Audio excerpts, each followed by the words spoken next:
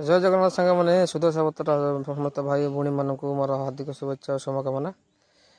ଓଡ଼ିଆ ଘରର ସଂସ୍କୃତି ପରମ୍ପରା ଆମର ମହାଲକ୍ଷ୍ମୀଙ୍କ ସୁଦଶା ବ୍ରତ। ଏ ସଂସ୍କୃତିର ଆପଣ ଉଦାହରଣ ଦେଖିପାରୁଥିବେ, କେତେ ସୁନ୍ଦର ଝୁଣ୍ଟି ଚିତା ପଡ଼ିଛି ମାଙ୍କ ପାଇଁ। ଲକ୍ଷ୍ମୀ ପାଦ ବାହାରେ ଦେଖନ୍ତୁ କେତେ ସୁନ୍ଦର ଝୁଣ୍ଟି ଚିତା କଟା ହେଇ ସବୁ ଠାକୁର ଘର ବାହାରେ, ଠାକୁର ଘର ଭିତରେ। ଏଟା କେବଳ ଆମ ଓଡ଼ିଆ ସଂସ୍କୃତି ପରମ୍ପରାରେ ହିଁ। ଅନ୍ୟ ସଂସ୍କୃତି ପରମ୍ପରା ମୁଁ ଏଇଟା କିନ୍ତୁ ଓଡ଼ିଆ ସଂସ୍କୃତି ପରମ୍ପରାରେ ଏଇଟା ହେଉଛି ମେନ୍ ଝୋଟି ଚିତା। କିଛି ଭଲ ପୂଜା ପଡ଼ିଲେ ଝୋଟି ଚିତା ନିହାତି ପଡ଼େ ଘର ବାହାରେ, ଘର ଭିତରେ, ଘର ବାହାରେ। ମାଆଙ୍କ ପାଇଁ ସକାଳୁ ସକାଳୁ ଭୋଗ ପ୍ରସ୍ତୁତ ହେଉଛି ବାହାର ଚୁଲିରେ, ପିତ୍ତଳ କଢ଼େଇ ଆଉ ପିତ୍ତଳ ଚାମଚରେ ଭୋଗ ପ୍ରସ୍ତୁତ ହେଉଛି। ମଣ୍ଡା ପିଠା ହିଁ ପୁର ପ୍ରସ୍ତୁତ ହେଉଛି ଆଉ ମାଆ ବନାଉଛନ୍ତି ପୁର। ମାଆଙ୍କ ଭୋଗ ଲାଗିବ ସକାଳୁ ସକାଳୁ ଭୋରୁ ଉଠି କାମଦାମ ସାରି ମାଆଙ୍କ ଭୋଗ ପ୍ରସ୍ତୁତ ହେଉଛି। ଦେଖନ୍ତୁ ପୁର ପ୍ରସ୍ତୁତ ହେଉଛି ଗୁଜୁରାତି, ଅଳେଇଚ, ନଡ଼ିଆ, ଚିନି, ଗୁଡ଼, ମାନେ ଚିନି ପଡ଼େନି ଆକ୍ଚୁଆଲି, ମାନେ ଚିନି ପୁର ହୁଏନି, ଗୁଡ଼ ପୁର ହୁଏ। ଗୁଡ଼ଟା ଶୁଦ୍ଧ ହେଇଥିପାଇଁ ଗୁଡ଼ ପୁର ହୁଏ। ଦେଖନ୍ତୁ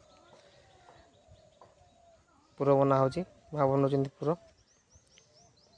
କରିକି ପିଠା ଖଳି ଜନ୍ତା ଯିବ। ବର୍ତ୍ତମାନ ମାନେ ଚାଉଳ ଚୁନାରେ ଖଳି, ଅରୁଆ ଚାଉଳରେ ତାକୁ ଭେଦା ହେଇକି, ମାନେ ବତରା ହେଇକି, ତାକୁ କୁଟା ହେଇକି ଚଲା ହେଇକି ଖଳି ମାନେ ଚୁନା କରାହେଇଛି। ତା ଦେହରେ ଗରମ ପାଣିରେ ତାକୁ ବନା ହେଉଛି। ଏ ଖଳି ବନେଇବା ପାର୍ଟଟା ହେଉଛି ଏଇଟା ବହୁତ ମାନେ ହାର୍ଡ଼ ପାର୍ଟ। ଯଦି ଆପଣ ଠିକ୍ ସେ ନ ବନେଇ ପାରିବେ, ଖଳି ସିଝିବନି, ପ୍ଲସ୍ ସେଥିରେ ଗୋଟା ଗୋଟା ରହିଯିବ, କଞ୍ଚା ରହିଯିବ। ଏଇଟା ହେଉଛି ହାର୍ଡ଼ ପାର୍ଟ, ଏଇଟା ସମସ୍ତେ ବନେଇ ପାରନ୍ତିନି। ମାଆ ବନାଉଛନ୍ତି ବସିକି ଦେଖନ୍ତୁ। ଅଳ୍ପ ଅଳ୍ପ ପାଣି ଦେଇକି ଖଳିଟାକୁ, ତଳି ଲାଗିବାର ବି ଚାନ୍ସ ରହୁଛି ନା, ଖଳି ବନା ହେଉଛି। ଦେଖନ୍ତୁ ମଣ୍ଡା ପିଠା ପାଇଁ ଖଳି ବନା ସରିଗଲା। ସେଥିରେ ଏବେ ବାହାରକୁ କଢ଼ାଯିବ, କଢ଼ା ହେଇକି ପୁର ଭରା ହେଇକି ପିଠା ବନାଯିବ। ଗରମ ଗରମ ଖଳି ଦେଖନ୍ତୁ, ବାମ୍ଫ ବାହାରୁଛି କେତେ ସୁନ୍ଦର ଖଳିରୁ, ସେଇଥିରେ ହିଁ ବନାଯିବ। ଦେଖନ୍ତୁ ଥଣ୍ଡା ହେଇଗଲେ ପୁଣି ହାର୍ଡ଼ ହେଇଯିବ। ଗରମ ଗରମ ଦେଖନ୍ତୁ ଖଳିରେ ପୁର ଭରା ହେଇକି, ଯେ ପୁର ବନା ହେଇଥିଲା ନଡ଼ିଆ ପୁର, ଗୁଡ଼ ପୁର, ତାକୁ ବନା ହେଉଛି ମଣ୍ଡା ପିଠା। ତାପରେ ବନାବନି ସାରି ତାକୁ ବାମ୍ଫ ଦିଆଯିବ। ବାମ୍ଫ ମାନେ ସିଝାଯିବ। ସିଝା ହେଇକି ମାଆଙ୍କ ପାଖରେ ଭୋଗ ଲାଗିବ। ଆମ ଓଡ଼ିଆ ପରମ୍ପରା ସଂସ୍କୃତି 12 ମାସରେ 13 ପର୍ବ ଓଡ଼ିଆ ସଂସ୍କୃତିରେ ହିଁ ଅଛି। ଆମ ଓଡ଼ିଶାରେ ହିଁ ଅଛି, ବାହାରେ ନାହିଁ। ଏତେ ମାନେ ମାଆଙ୍କର ପୂଜା ଡେଲି ଡେଲି ମାନେ କିଛି ନା କିଛି ଥିବ।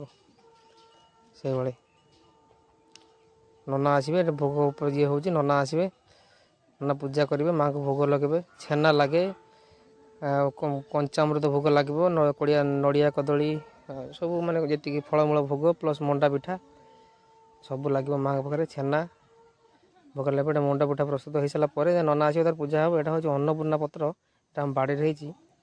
ମାନେ ବହୁତ, ମାନେ ଏଇଟା ଜିନିଷଟା ହେଉଛି ବହୁତ ବଢ଼ିଆ। ମାନେ ପତ୍ରଟା, ଏ ପତ୍ରଟା ଏମିତି ଯେ ଆପଣ ମଣ୍ଡା ପିଠା କରନ୍ତୁ, କ୍ଷୀରି କରନ୍ତୁ, କି ପାୟସ କରନ୍ତୁ, ଯାହା କରନ୍ତୁ, ଏଇ ପତ୍ରଟା ଦୁଇଟା କାଟିକି ପକାଇଦେଲେ ତା ବାସ୍ନାଟା ପୁରା ଚେଞ୍ଜ ହେଇଯିବ। ମାନେ ଏତେ ସୁନ୍ଦର ବାସ୍ନା ଆସିବ, ମାନେ ଆପଣ ଭାବି ପାରିବେନି।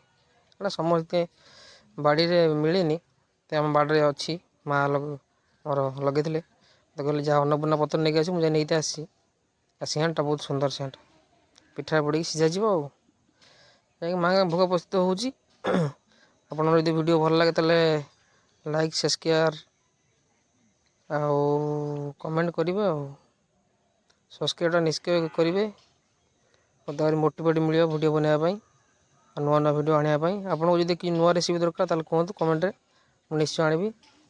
ଧନ୍ୟବାଦ। ଜୟ ଜଗନ୍ନାଥ।